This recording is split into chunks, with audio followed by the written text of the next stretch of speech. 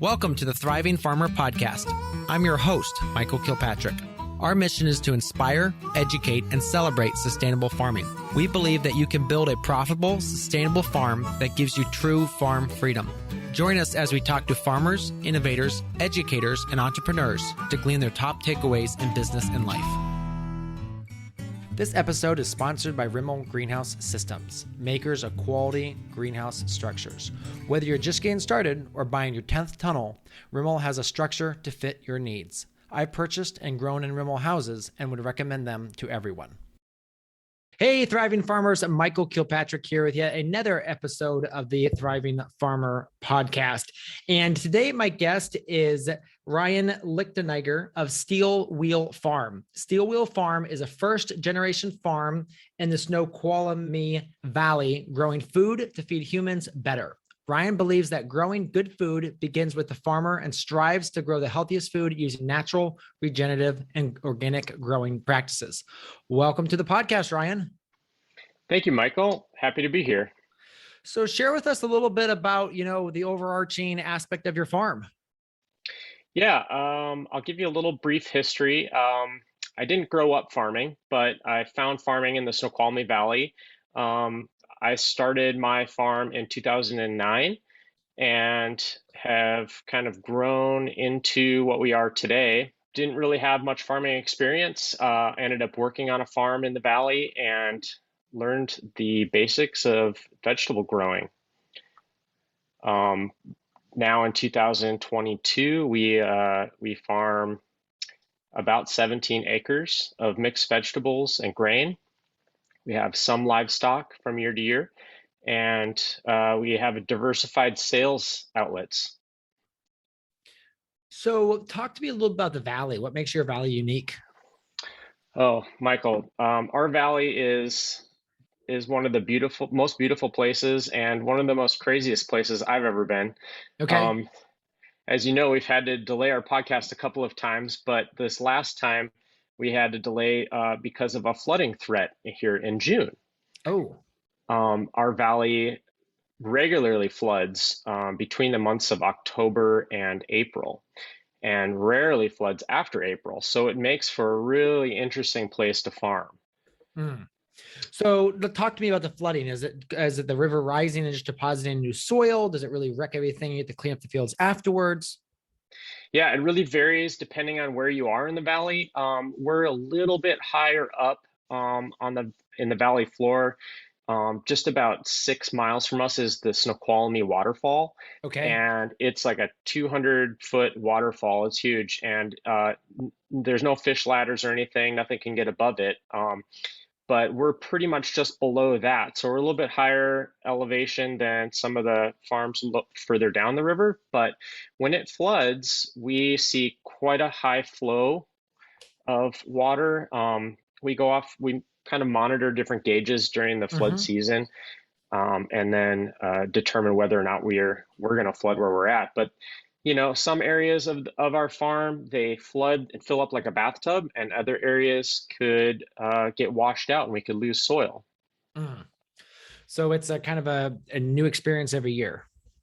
It is, yeah. And the river is always changing, and the weather systems that come in bring different moisture in different areas. So the flooding is always different. But we can kind of go off this gauge and figure out, at what CFS the river is going to affect our fields and the farms downriver from us. So talk me through then so with the mix you do of grains and vegetables, walk me through like the grain side of things. What is that for? Do you mill them yourselves? Do you sell the grain wholesale? Yeah, so the grain is it's a relatively new product that we've started growing and processing. Before that, we basically were just a vegetable farm growing cover crops to preserve our soils in the winter. So I'm a big fan of trying to minimize costs by saving seeds and resources on our farm. And buying cover crops is a big expense, and saving our soil is necessary where we're at. So to me, grains are super important for the rotation of vegetables and the preservation of our soils. So I'm super excited about this project. We had an opportunity to co-lease or rent a combine harvester from a farm Mm-hmm. down the road from us that they got from a grant through King County in the county we farm. And we're able to use the combine to harvest grain. This just Okay. kind of started the ball rolling. So I'm like, all right, what can we grow? Mm-hmm. So talked with a grain outfit in Eastern Washington, and they recommended a variety of red wheat that was kind of a fail-safe variety. And I planted that in the spring 3 years ago, and it grew great. We had our first grain harvest, and I saved 500 pounds of seed to plant last year. So we planted grain again last year and then harvested that, and we had quite a bit. So now we've got to figure out what to do with it. Well, this is where farming in a network of other farms is so vital and important. Tools are really expensive and hard to come by, and I can't imagine farming in an area where you're really isolated because we'd miss out on so many opportunities. But the farm I started farming on, Jubilee, they invested in a German stone mill to mill Mm. grain. So I have a good relationship with them, and the owner of Jubilee, David, and I, we get along great, and we often trade implements or share, information. So it's kind of like a handshake deal, but they let us mill our own flour, and I trade him seed in return so he can grow grain. And that's where we're at so far. So we've just been milling grain and selling it fresh every week at the farmers market, and people seem to really love it. So I'm looking forward to growing some different varieties of cereal grains and diversifying even further. Mm-hmm. And what have you found? So walk us through that process of when you're seeding, and then what's the weed control like? Yeah, so it's uh, I've only been able to plan on spring planted grains. I feel like the winter is such a crapshoot for growing any overwintered crops, just because of the flooding risk and the moisture that we have in Washington. I feel like I want to set myself up for success, so I plant a Mm-hmm. spring crop of grain. So far, it's been all right. Um, I use an old antique John Deere 10-foot drill, Mm-hmm. and use my 1953 Oliver tractor and seed with that. Once it's seeded and the grain starts to germinate, we use a Einbach fold down tine weeder Mm-hmm. Mm-hmm. and run over that pretty much every opportunity we can on a weekly basis. This year it's been really tough. It's been really wet. I've only been able to tine weed twice since we've planted over a month ago. So the weeds look okay. I have a feeling there's going to be some more weeds this year, but Mm-hmm. um, so far it's looking okay. And then the post-harvest process, we purchased a grain cleaner that's it uses air to separate the grain from the chaff and the other seeds, and it works pretty well, but not doesn't clean the grain as well as I had hoped. So Mm. we have a use of a clipper grain cleaner down Mm-hmm. at Jubilee. Yep. So we bring our grain down there, do an initial screening, and then bring it back, and then we put it through our blower, and it separates the grain pretty clean. Mm-hmm. And then it goes to the stone grain mill. Yeah, so we bag it up. We've been storing it in super sacks in a shipping container, Mm-hmm. and this is, our valley isn't known for growing grain, so there's not a lot of tools at our disposal to move grain, to haul it. So I'm trying to figure out a way to acquire different augers or wagons, some sort of grain bins, storage systems, because we don't really have anything like that around us. Mm-hmm. Mm-hmm. So that's interesting. Now, and then talk to us through the sales. Are you selling it just as in pound, like bags of flour? Are you trying to move through any bakers? Yeah, so we're not currently certified organic, but we are have the process underway, and we have our inspection in 2 weeks. So I'm really excited about that. We've been growing everything organically since 2009 with a certification of being naturally grown. And because we're growing grain, I feel how important it is to be certified organic so we can get the price we want for the grain. Also, I think it opens a few extra doors because there's not a lot of organic grain farmers. Mm-hmm. And I think there's a huge demand for it. So we have been kind of reaching out to a few bakeries. We've had a few nibbles.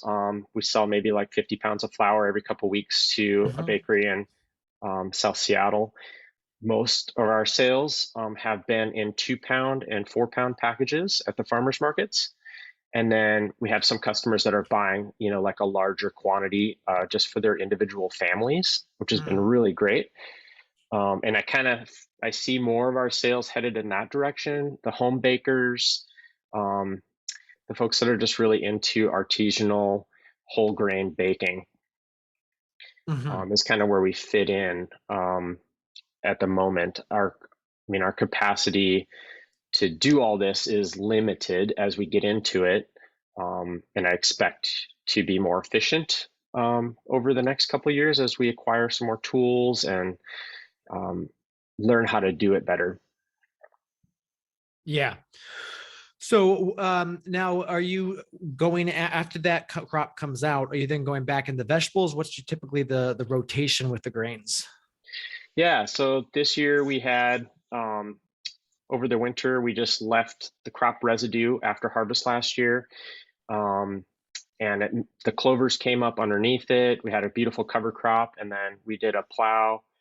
We plowed the cover crop in, and then planted vegetables into that. A couple of acres are in potatoes. We've got another acre in mixed brassicas and root vegetables. We're a pretty diversified operation, so we don't do huge blocks of any one or two crops, except for really potatoes and bunch greens. So um, it opens up a lot of opportunities to let the field rest and to retain some of those nutrients from the floodwater and the biomass from the plant Mm-hmm. material. Would winter rye survive in your valley over winter? It would, yeah. All right. Because we find that obviously is a good thing because we used that on our river bottom back and we farmed in New York and had I think we had about 14 acres of river bottom, which would flood frequently in the wintertime. And that seemed to hold stuff in. But the problem with that is it's very tough to terminate in the spring if you can't get to it in time. Right, right. We've been using cayuse oats as a winter cover crop, Okay. and I really like how the oats perform. There's a lot of biomass, a lot of straw, and it seems to hold up really well with the amount of water we get. Mm-hmm. So let's talk through the vegetables then. So the vegetables are you selling them off farm? Are you selling them on farm? How does that side of the business work? Yeah, right now our sales are pretty much split 50-50. We sell about 50% of our stuff at farmers markets in Seattle. Mm-hmm. Right now we're at the University Market and Capitol Hill Farmers Market. Mm-hmm. This year we started a little bit later because of the cold weather. So we're just getting into markets. The other 50% of our sales come from a mixture of direct to customer, whether that's food banks or individual sales off the farm through our farm store or farm stand. And then we have a wholesale account with a food hub. They're a South Seattle food hub that specialize in buying from small local farms and helping market their products. And they're called Farm Stand Local Foods. And their customer base is very wide. They Mm. have some new customers this year from Alaska that are purchasing some stuff from us. Wow. So it's really exciting that our food's going up there. Um, they work with a lot of childcare centers, food banks. They have an in-house home delivery program, so they pack CSA type boxes and buy in pretty large quantities weekly. Mm-hmm. So So yeah, So for that, what kind of quantities are they buying? I mean, like they're buying like 100 bunches of beets at a time, or 1,000 heads of lettuce. What kind of quantities on that? Yeah, it could be as small as one case, or like a couple clamshells of edible flowers to 400 or 500 unit count Mm, of gotcha. some items. And with that, are they contracting beforehand, or at least giving you like a, hey, this is what we think we're going to use this year, or is it just you provide the wholesale sheet and they just start ordering? Yeah, it's pretty much we're in charge of all of our own product through the website, and we monitor inventory and when we have new products. So each farm has their own marketing that goes into the wholesale sales. Mm-hmm. But basically, yeah, we've tried to do some crop planning with them. I think maybe in the future we'll be able to work something out, but right now it's been pretty difficult to kind of guess.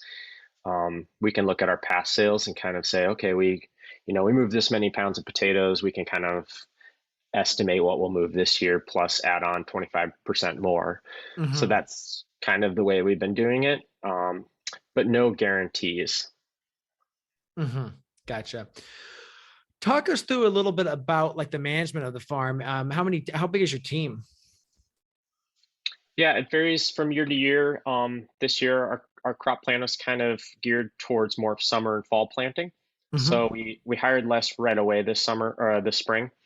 But last year we had a crew of 4 full-time farmers and 3 part-time farmers, Okay. and then myself, obviously full-time. And this year we've got 2 full-time employees on our team and 3 part-time employees. We're looking to hire a couple more folks to help us out with our farmers markets and some field work as the weeds and summer crops start coming in. But yeah, this year's been a little bit different. I've got a newborn, so our family dynamic has changed a little bit, Mm-hmm. Mm-hmm. and farming is not taking a backseat. I'm still pretty busy at the farm, but definitely focused on stuff at home. My wife, she works part-time doing office farm work. She runs the books, does payroll, pays the taxes, does some marketing, the website, that sort of thing. So it's a full team. Mm-hmm. Mm-hmm. Now, do you have it split up where you have specific like area managers, or do you all just attack whatever needs done that day?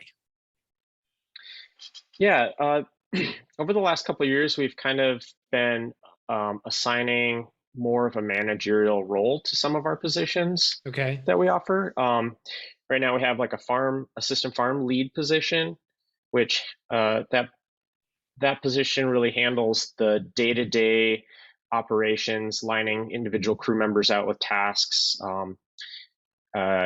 taking care of harvests, making sure the product gets packed and out to the buyer.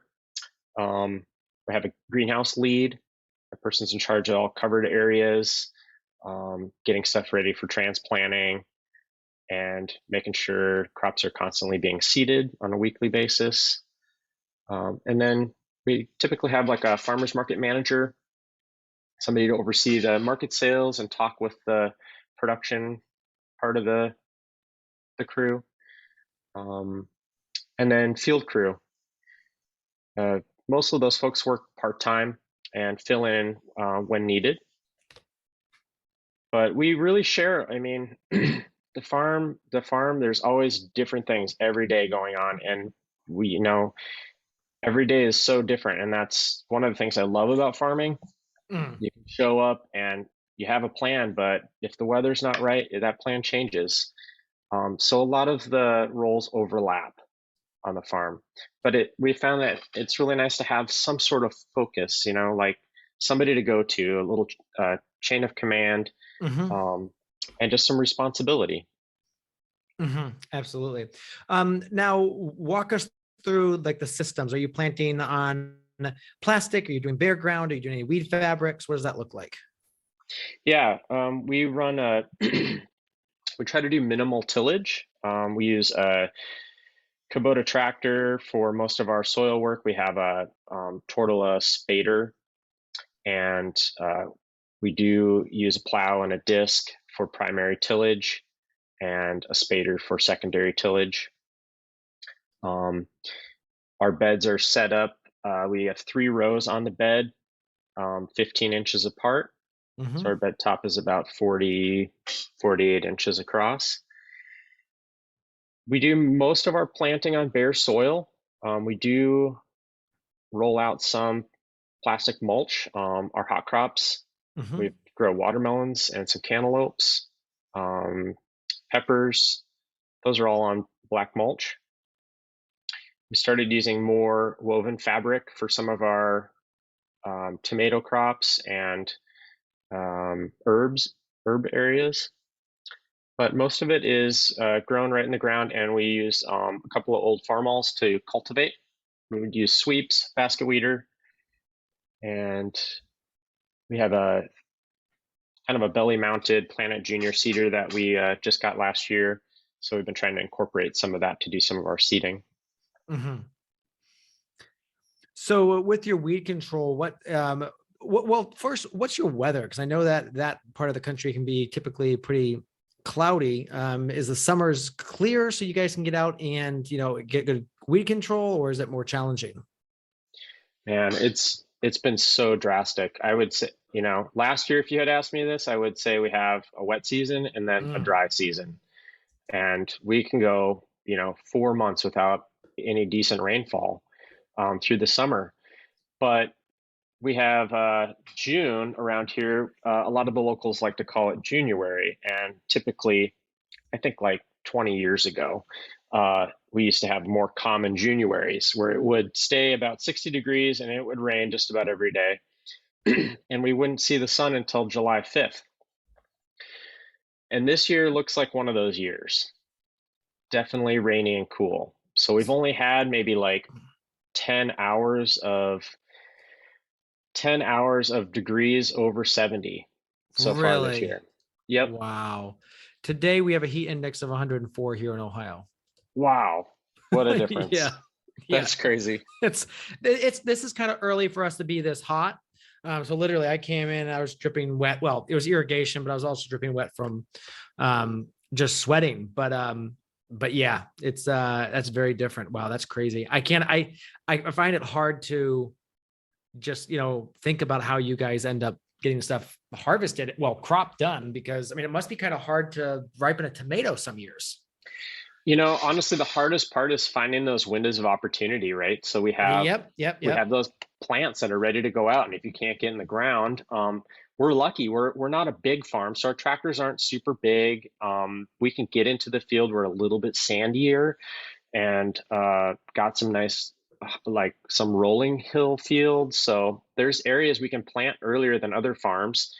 But you have to take advantage of those opportunities. Otherwise you may miss them. And I think this year there's just a lot of farms that are hurting because of this weather. And not to mention, all this moisture and cold temperatures to just spread disease. We're starting to see a lot of plant disease, powdery mildew, downy mildew, melon blight. Oh, wow. I wouldn't be surprised if we saw tomato blight coming on, in July. Wow. So it could be a really rough season this year if the sun doesn't come back. Yeah. So do you do any tunnel production because of that, or still everything out in the field? Yeah, we were able to grow in, I have one tunnel that was funded by NRCS and King County, and it's 150 by 30. And then we just put up another house this spring that's a 96 by 25. And then we have a Caterpillar tunnel that we use, kind of rotate that through the farm. We have 2 propagation houses for our seedlings, and we've started to kind of use grow bags and pot stuff up in those, like herbs, and started some figs inside. Trying to dabble in a few different crops. Yeah. Nelson carrot, Satakoy melon, buffalo tomatoes, Megatron leek. What do all these varieties have in common? Well, they're all dinosaurs, or varieties that were dropped by the trade for one reason or another. So what do smart growers do? Well, if they can, they buy a bunch of seed before it goes out of stock and freeze it while they scramble to find new varieties that are going to work better. But the problem is that eventually seed vitality goes down and the seed is no longer good. Is there anything you can do to revive the seeds? Well, introducing Ultra, an organic seed treatment, or as I like to say, a seed defibrillator. To back up a bit, we were able to get 20 kernels of what we now call Gill's Select, a rare Indian corn variety from Gill's Sweet Corn Farm in the Hudson Valley. We grew it out, distributed it to a number of farmers, and then life happened. About a decade later, I found the seed at the bottom of our freezer, and we took most of the seeds and tried to germinate them in a greenhouse. Only a few came up. Not enough to have good genetic diversity. Last year, with only a few handfuls left and a Hail Mary attempt, I soaked them with Ultra for 24 hours, then struck them into some trays and popped them into our germ chamber. 72 hours later, we started seeing shoots, and this year, even with an 8-week drought, we had a wonderful yield of corn. We sold some and kept back most of it for future seed stock. I'm confident that we wouldn't have been able to continue this lost variety without Ultra. Here's the best news yet. AgriGrow has agreed to offer a 10% discount to all Thriving Farmer listeners. Simply use the coupon code THRIVE when you check out. Again, that is THRIVE for a 10% off discount on your first order. Go to smallfarm.solutions for more information. So do you have a specific greenhouse brand that you like, or is it just kind of whatever you can find? Yeah, I really like Oregon Valley Greenhouse. Oh, they're local to you too, right? Yeah, they're not too far away. They have a really nice construction. We use the Gothic high tunnel type of greenhouse. We do get some snow, and when it does come, it's real heavy and wet. So it's nice if it can shed some snow. So then the Caterpillar tunnel, is that just is that one from them as well? It's a Farmer's Friend Caterpillar tunnel. I think I purchased that maybe like 10 years ago, and we still use it. Yeah. We have about 20,000 square feet, I think, undercover. Between everything, which this spring we needed it because it was so wet and cool in April, but then obviously now we're getting the extreme other end of it here. Yeah. Now I need the shade cloth. Yes, exactly. Yes. Yeah. So tell me a little bit about the farmers markets you attend. From what I understand, those two markets are pretty big deals. Yeah, absolutely. When I started farming, it was my dream to get into the university farmers market here in Seattle. I think it's one of the best markets, if not in the state, maybe the country. It's really the organization that runs it is so supportive of farmers, and just that support has been so valuable for us. And we've been selling with them since 2013. It makes a huge difference. So we've sold at maybe 12 different farmers markets through our history, and I am just really grateful to be a part of that organization. I've been on the board for a couple of terms, and I see how it runs. They do something really amazing, and I don't know if other states do this, but they definitely should. They do a fundraiser in the fall called the Incredible Feast, and it's kind of like a raise the paddle auction type event, and they pair the farmers that are part of the Farmers Market Association and chefs and other kind of food businesses around Seattle, and they open the doors. Maybe 250, 300 customers can show up, and they do little bites, and we display some product. It's this really cool like event where we share the food, and we get to see like the farms and the chefs like joining forces, and they raise money for the Good Farmer Fund, which helps farms with disasters. And boy, I tell you, Michael, this has been like a lifeline for our farm. We've been able to get a couple of grants because of collapsed greenhouses, crop loss, flooding, whatever, disaster strikes all farms. It's just a matter of when and what. So we've been really lucky to be a part of that organization. So, and with that fundraiser, it's once a year, and then it's just, is the whole purpose to or what do they charge for tickets? Yeah, I can't remember exactly what they charge.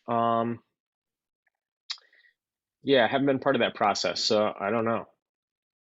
But my guess is probably about $100 a ticket. Okay, all right. So they got a good ticket up the front, and they ask people to donate as well to the fund.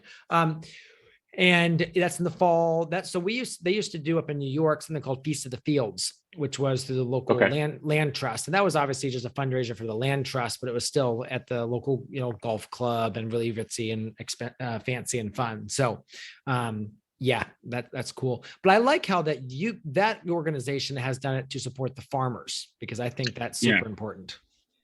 absolutely. Yeah, and the farmers are the ones that need the most help. Yeah. We Farming is really difficult, and I mean, all the farmers listening to this know that it's probably one of the hardest occupations there is. And I mean, last weekend we were faced with the decision we had to make it. We got a notification it was going to flood, and Mm-hmm. I'm like, you got to be kidding me. It's, we're now into June, and we just planted all our summer crops, and Mm-hmm. we could have 4 or 5 acres going underwater. Wow. What are we going to do? We had a 24-hour notice. Yeah. um, so my crew and I are sitting around eating lunch, and we're like, we got to pick whatever we can, Mm-hmm. you know? Yeah. So we went out and we picked, 400 pounds of kale bulk in plastic bags, and we picked 900 heads of Napa cabbage and threw it all in the cooler. And we're like, all right, at least we did what we could. And if it floods tomorrow, we're going to lose a lot of stuff that's not ready, but, Mm-hmm. we did what we could. And those are the kind of disasters, and the stress. I'm not a very stressed person. Mm-hmm. Farming makes you very humble and patient, but this was definitely the most stressful week I've had in my farming career. Mm-hmm. Mm-hmm. Now, is that something you're starting to see more occurrences of just crazy weather? I mean, I know we're seeing that here in Ohio. Definitely some extremes. We always expect the floods between October and April, but Mm-hmm. I've never seen water. I've never seen water come over the bank in June. And some of the old timers around the area, they say 1955 was it? That was the only year they were never able to make dry hay in the valley, Oh, wow. because it just was stayed so cold and wet all the time. And I Yeah. think there is a record of it flooding around that time in June, but a long time ago. Mm-hmm. Mm-hmm. So, what would you say is the biggest thing that you enjoy about farming? The biggest thing I enjoy is being outside. Mm. I love observing nature, the plants, being, you know, hands in the soil. I just think it's the best office anyone could ever ask for. Uh, Really noticing the world around you is so important and taken for granted a lot of times. So I love that most about farming. Yeah. Yeah. Um, uh, Now, let's say you could go back and start over again. What would you use your magic reset button to, put in place sooner or change up? Would you pick a different place to farm? Yeah, that's a great question. If I had to go back and tell myself something, I I don't know. I feel like my path was carved out for a reason. I don't know if I would change it all that much. Even though I have this love-hate relationship with where we're farming. Um,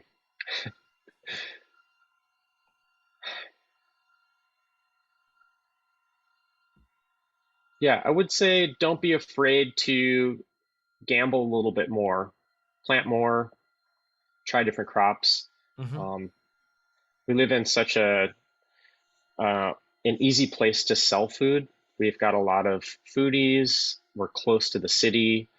Um, and I feel like with farming, a lot of times you're gambling. Mm. Um, and I'm not much of a gambler except for farming.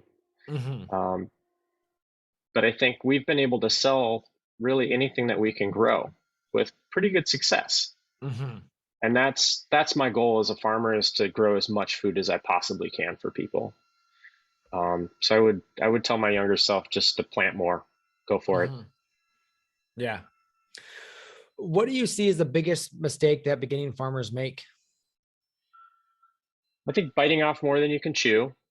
Um, I also think setting yourself up for success is really important. And what does I that went mean? in, well, I went into farming without having anything. I bought an antique tractor, and that started my path on farming. Um, I didn't know what it really took to farm. I didn't know much about irrigation. I didn't have the tools I needed, and it all costs a lot of money. So I think a lot of times you get caught up in the romanticism of starting a farm without looking at the realities. Mm. So I think I wish I would have talked to more farmers, to really get a grasp of like how much money it costs to start farming, and what are my essentials? What do I Mm. need? Mm-hmm. So, you would have spent longer doing that. Now, did you have tried to like visit other places of the country and try to, like learn from other places, or do you think spending as much time as possible in your location is key? Yeah, I think I would have wanted to travel to other farms. I still do. Mm. I think that's super valuable.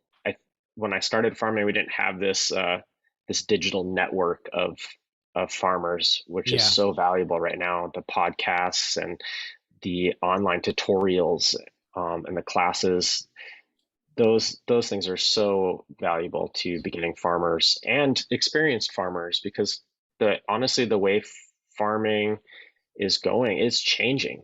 Mm-hmm. Mm-hmm. Farms are changing. We got to think about regenerative practices, and how to preserve our land. So that's really exciting. Um, Kind of this evolution of farming. It's different. Yeah. Yeah. Now back to your fertility management. You said something about preserving there. Do you use a lot of compost, or you mainly just focusing on your cover crops for fertility? Yeah, great question. I want to use as much manure and compost as I possibly can, Mm. without purchasing very much. So we utilize some steer manure on the farm. Mm-hmm. We collect pig manure when we have our herd of pigs overwintered in the barn, and then we have static compost piles that we try to tarp and break down and spread in the fall. So it's a combination of cover crops and spreading the manure compost.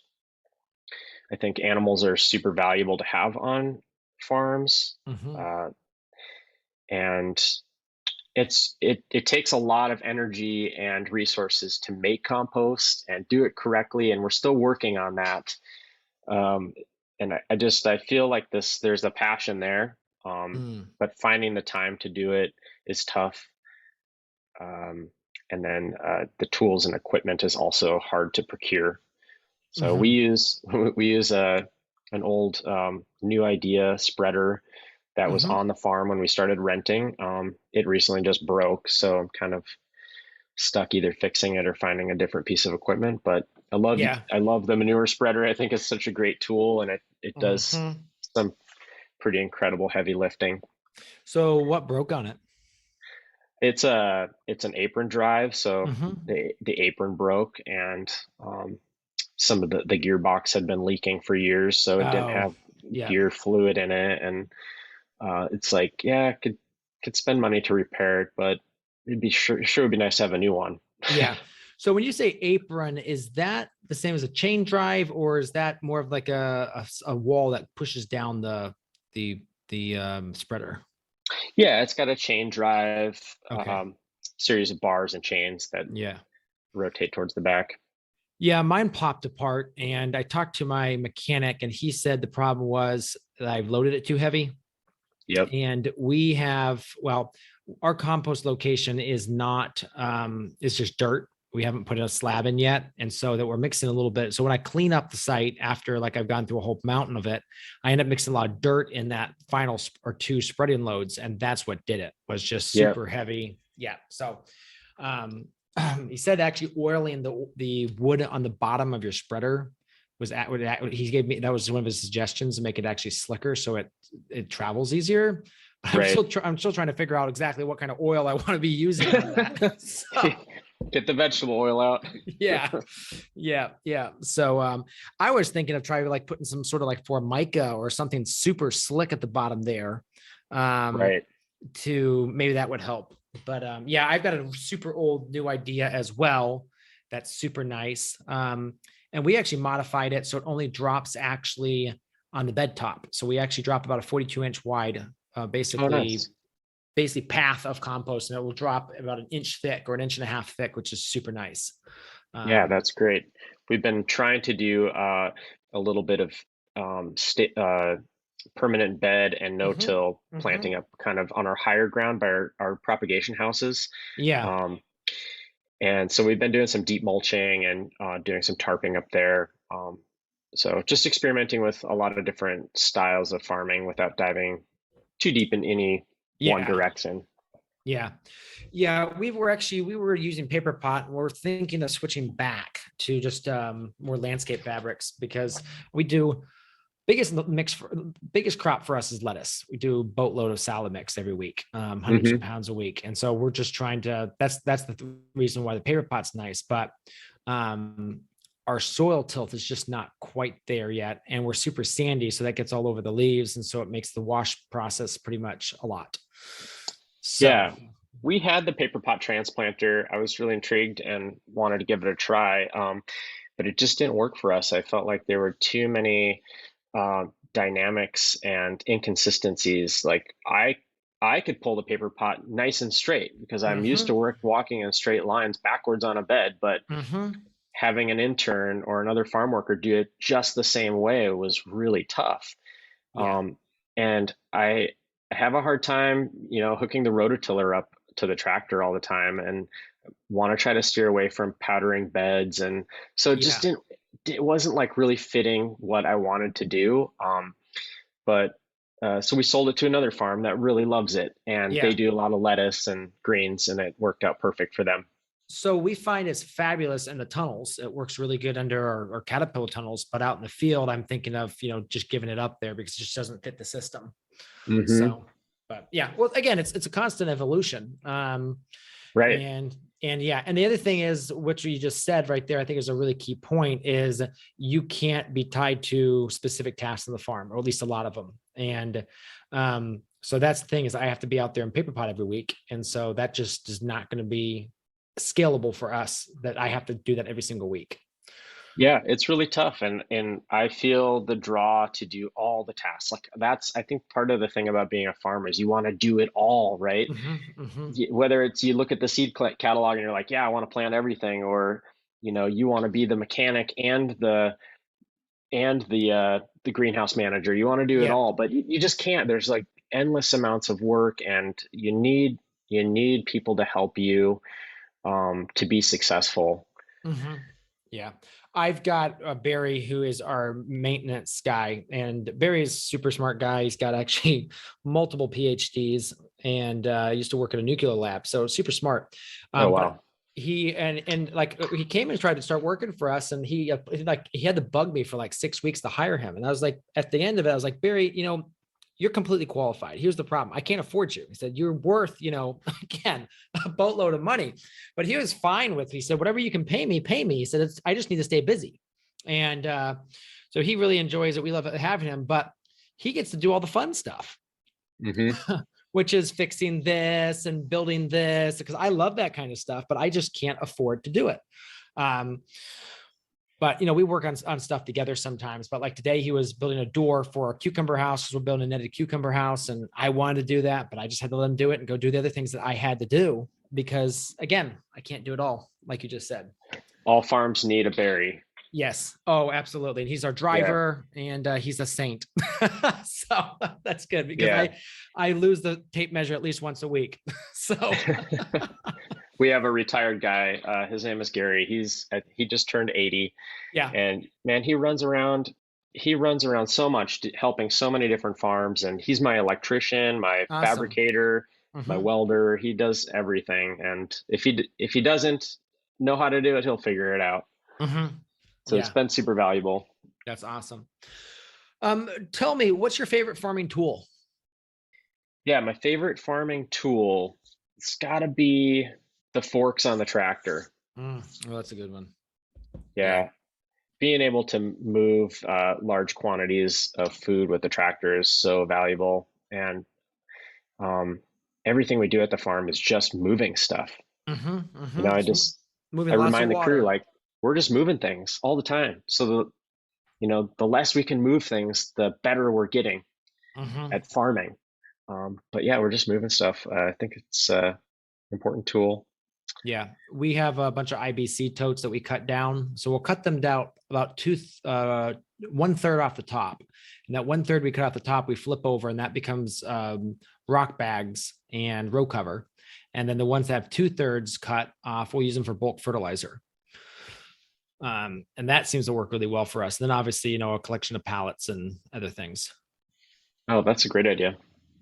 Yeah. And we've got a source for free IBC totes across the street from us. So Oh, yeah, nice. they have a cutting oil in them, but we just scrub them out with Dawn really well, and they're clean as can be, and then away we go with them. So yeah, Yeah, that's a I feel great like resource. all farms could use endless amounts of those things. And 5-gallon buckets. Yeah. Yeah. All right. Well, Ryan, I really appreciate you coming on today and sharing your wisdom. And it's cool to see what you guys are doing there. And yeah, when I get out your direction, I will make sure I stop in. Thank you so much for this opportunity. I think we could talk about farming all day, and Oh, absolutely. maybe we should Absolutely. sometime. Yes. Yes, that'd be fun. All right, Ryan, thanks so much. All right, take care. This episode is sponsored by Rimmel Greenhouse Systems, makers of quality greenhouse structures. Whether you're just getting started or buying your 10th tunnel, Rimmel has a structure to fit your needs. I've purchased and grown in Rimmel houses and would recommend them to everyone. So there you have it, another episode in the books. So I'd love if you would hop on over to iTunes and leave us a rating and a review. Those mean everything to us. We love to hear what you're thinking. If you have a podcast guest that you can recommend, please pop on over to the Thriving Farmer Podcast website and leave us a review. That's thrivingfarmerpodcast.com.